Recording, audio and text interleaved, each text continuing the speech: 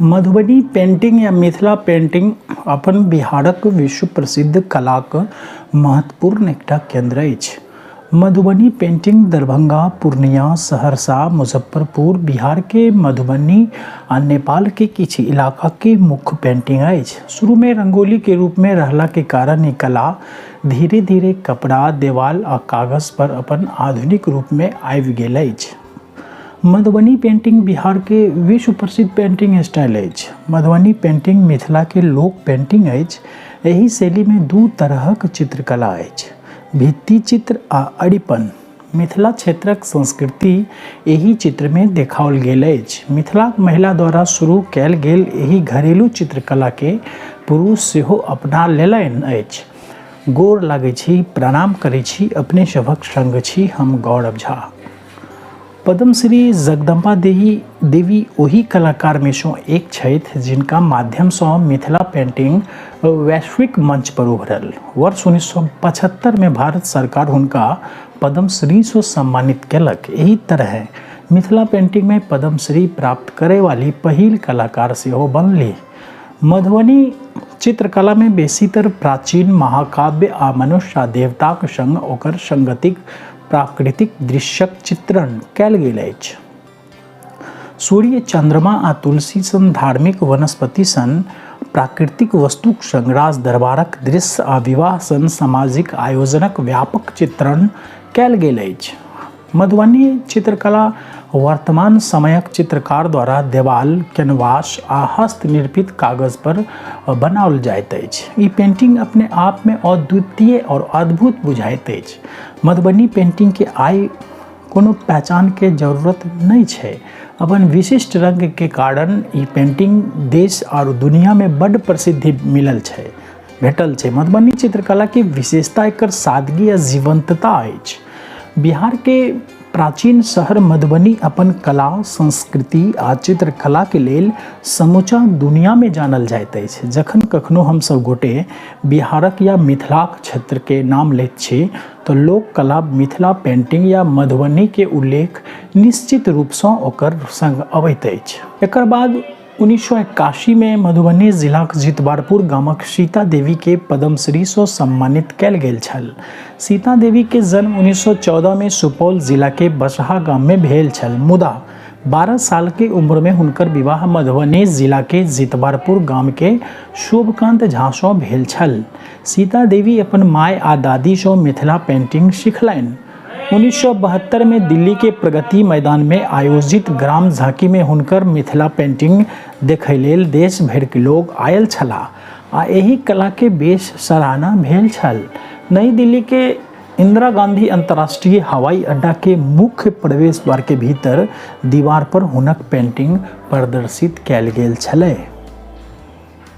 अधिकतर धार्मिक मान्यता, प्रकृति प्रेम आ सामाजिक नीक बेजाय सँ प्रभावित मिथिला चित्रकला में देवता, सूर्य, चंद्रमा, फूल, पक्षी, जड़ी बूटीक पौधा आ झरना केर छवि शामिल अछि। एहि में राजाक दरबार आ रोजमर्राक जीवनक परिचित वस्तुक अमूर्त दृश्यक चित्रण सामाजिक संदेशक संग कयल गेल अछि। पहिने लोक कला के अभ्यास बहुत रास रंग के संग होइत छल, जेना देवाल आ फर्श पर रंगोली जे थाल सँ बनल छल, मुदा बाद में हाथ सँ बनल कागज आ कैनवास तक पहुँच गेल। ओना देवाल आ फर्श पर बनल पेंटिंग लगभग सरल आ परिष्कार सँ दूर छल, मुदा विषयक सुंदरता, स्केचिंग क नाजुकता आ रंग क चमक आइयो मधुबनी पेंटिंग क मुख्य आधार बनल अछि। एहि कला रूपक उत्पत्ति रामायणक पौराणिक काल सँ मानल जाइत अछि, जखन भगवान राम उत्तर भारत अयोध्याक राजा छलाह।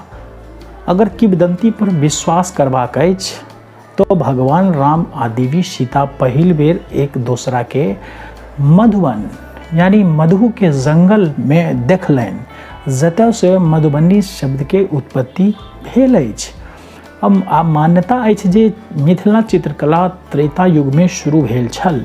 1934 धरि ई मात्र गामक लोक कला छल। ओहि साल एकटा पैघ भूकंप मिथिलांचल के तबाह कऽ देलक, जखन एकटा ब्रिटिश अधिकारी विलियम आर्चर भूकंप सँ भेल नुकसान आ तबाही के आकलन करै लेल एही इलाका के दौरा केलनि तो हुनका देखलनि जे टूटल फूटल देवाल पर मलबा में पड़ल पेंटिंग छल।